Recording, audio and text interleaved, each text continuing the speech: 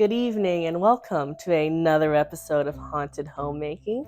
We are celebrating windier weather with a very precious windsock craft inspired by Japanese Koinobori, then enjoying a refreshing melon cream soda. Sounds like the perfect day. I think so. Thank you again for joining us, my dearly departed, and enjoy. Coming at you live from Heck, I'm Samuel Spookinson. And I'm Donna News. This is Heckish News. Today's big story. Windy winds? That's right, folks. The wind is blowing people's clothes off. At least according to this disgruntled villager. Yes, that's right, Donna. I'm here in front of Heinrich's Tavern with this gentleman. Now, you say your clothes flew away? Yes, that's right. I was just having a drink in front of the tavern when suddenly a gust of wind blew my hat onto another man's Wow, head. now that is a gust of wind. And that's not all. The wind blew my family away, too. Well, how did that happen? Well, I went home after that, and they were gone. And you say you're at the tavern 6 out of 7 days a week? Yes, that's right. And you're sure it was the wind that took him? Just what are you suggesting? Back to you, Donna. Well, that's certainly one way to go hat shopping. You're right about that, Sam. So go ahead and grab your kites, tie down your family. It's going to be a windy day. Coming up next, cannibalism. Is it that bad? I don't know, Sam. You tell me. More on that later. Wow, it's gonna be windy today. We should fly a kite. Yeah, and we could tie a key to the end and collect lightning in a jar and shock people with it, just like Benjamin Franklin. Who's Benjamin Franklin? He's the guy that invented the $100 bill. Oh, Now, windy weather may not be ideal for that new hairstyle you decided to try today, but it is perfect for Koinobori. You may have seen Koinobori flying high in the months of April and May for Children's Day. There are windsocks that come in all kinds of designs and colors, and they usually represent your household. Tonight, I'm going to represent my own household and make my very own Koinobori flying carp windsock. With that being said, let's begin. Starting off with a very easy pattern, the size of your flying carp is really up to you. My flying carp are pretty large in size, and on a smaller scale, I'm going to show you how I made my pattern. You can adjust to your preference. I have my fold line, and I'm drawing a very simplified fish shape. A neat tip I have is to exaggerate the tail a bit for some drama.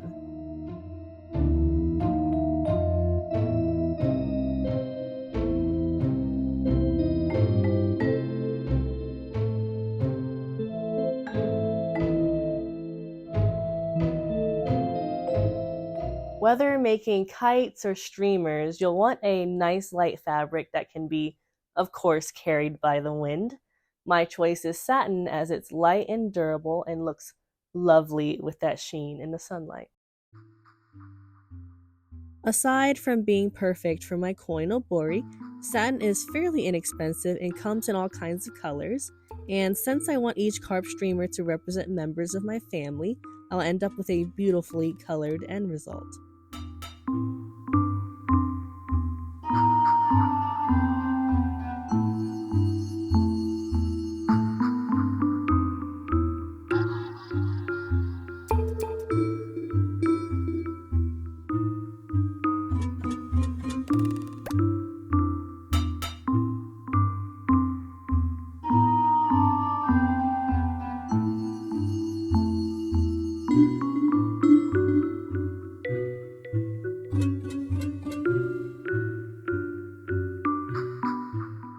After tracing and cutting out my carp using the pattern I made earlier, I'm ready to sew. First, I'm sewing the raw edge where the carp's lips would be. This will also create a part where I can add lining so the carp's mouth can stay open.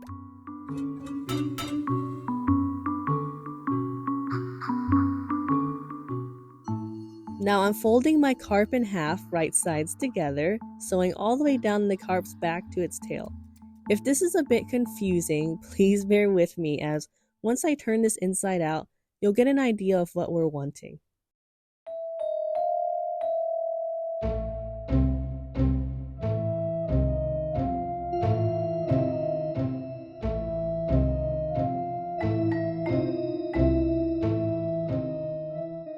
turning this inside out, we have 2 openings at each end, mouth and tail. Once I iron all this out, we'll see a more definitive fish shape.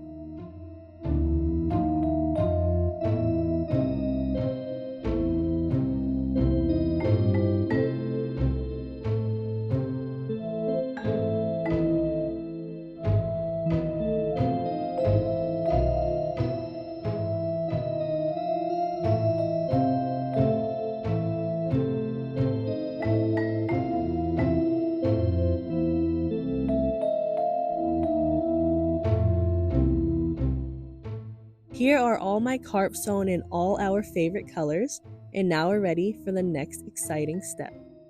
Now, as much as I want to make my Koinobori so extravagant, it does have to fly in the wind, and anything I add to it is going to seriously weigh it down, and that includes painting it. So I'm going to keep my embellishments pretty minimal, making sure nothing is too heavy, but still turning out fabulous. When it comes to materials to decorate your carp with, the possibilities are endless. If you're not too concerned with heaviness and maybe just want to display your Koinobori, you can really use anything. I'm using acrylics and maybe a few trims, making sure to add a barrier inside the carp to avoid paint bleeding through to the other side.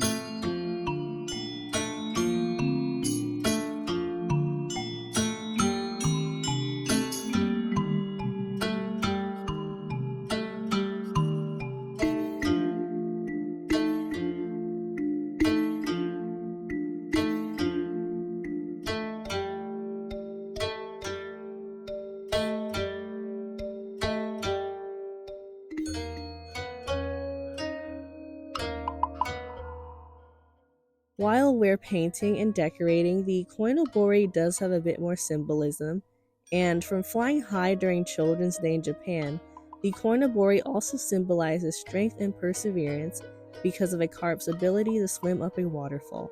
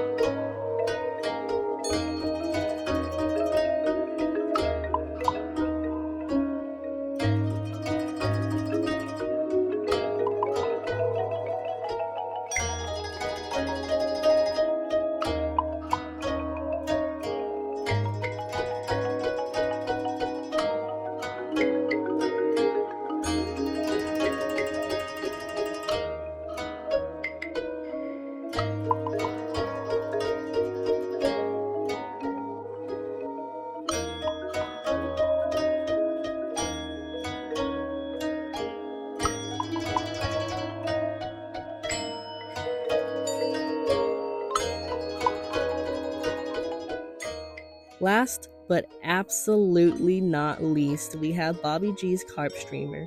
Naturally, I made the shape a bit more ghostly, adding that classic sheet ghost expression. He is definitely going to love this.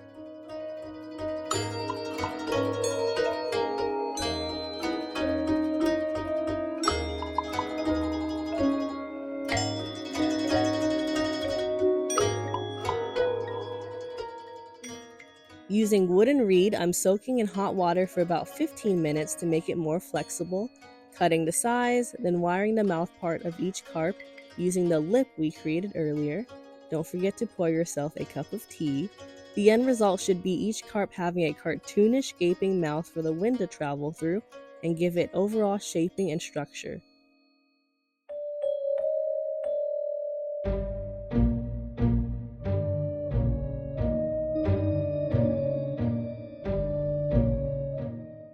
I carved a few notches into a wooden pole and using string, tied each carp to it. The notches help keep the string in place so the carp doesn't slide up and down the pole when being used. For the black and orange ribbon, I just hot glued them to a wooden ring. This already looks so Halloweeny, I love it.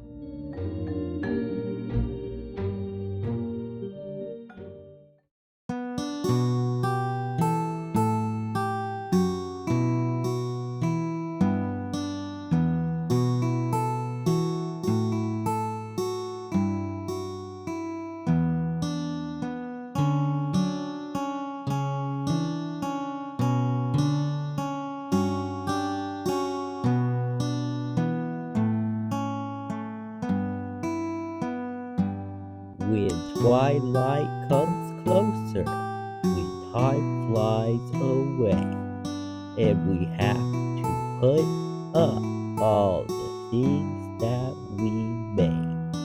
I might not remember, but I hope I recall the memories I made with my friends.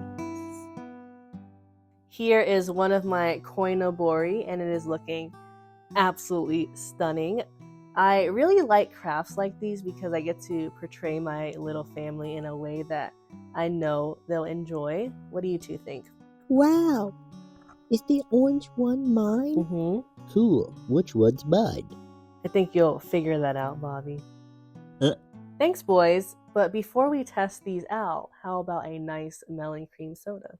Heck yeah. That sounds good to me. One of my favorite treats ever is a melon cream soda float, and there are actually a few ways to make it, and whatever way you choose, there's really only a few ingredients you need. Now, one of the ingredients was so hard to find, and that is melon syrup. Now, I like to believe I live in an area where I have access to all kinds of grocery stores, but this melon syrup was just so elusive that I had to look everywhere. And don't even get me started on those shipping fees. But I ended up pulling through, and I even have an alternative in case you can't find melon syrup. With that being said, let's begin.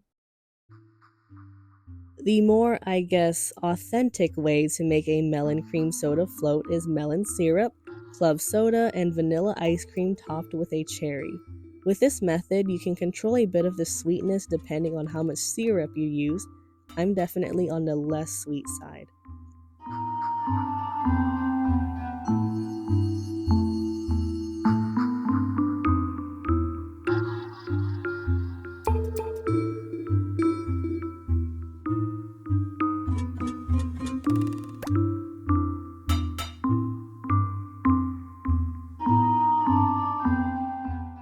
Adding some bat-shaped melon pieces, we are done. Just look at that gorgeous green color. Now let's say you have given up on your quest to find melon syrup. That's okay. You can find melon soda in most Asian grocery stores and even some regular stores. Very easy to find and even easier to make a melon soda float with this method. Pour your soda, add your ice cream, and you have yourself a delicious treat. So I was debating on adding this last method, mostly because it was an experiment. The haunted house husband loves a good cream soda, and like many great ideas and terrible ideas throughout history, I asked, what if? I poured some melon syrup into a glass, added full sugar cream soda, and got a very dark green color. Originally, I added a cherry on top of the ice cream. It had sunk to the bottom, and the verdict is that this version is way too sweet, and I'm absolutely done talking about it.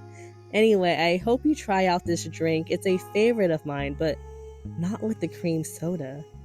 Yikes.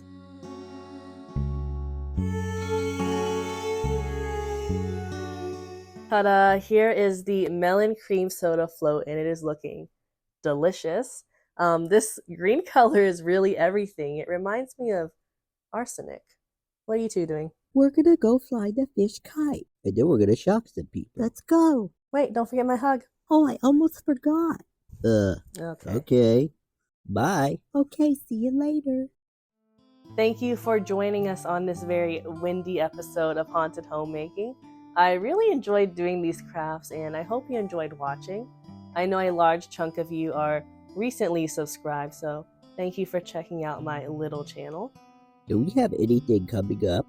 We do. We have a few Summerween episodes, and we are planning for the quickly approaching Halloween season. So many crafts, so little time. But that's not a problem when you're dead. Thank you again for joining us. Please take care of yourselves, and remember to apply sunscreen, especially behind those ears. Bye. See you later.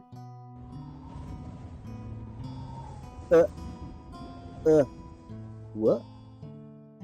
What the heck is that?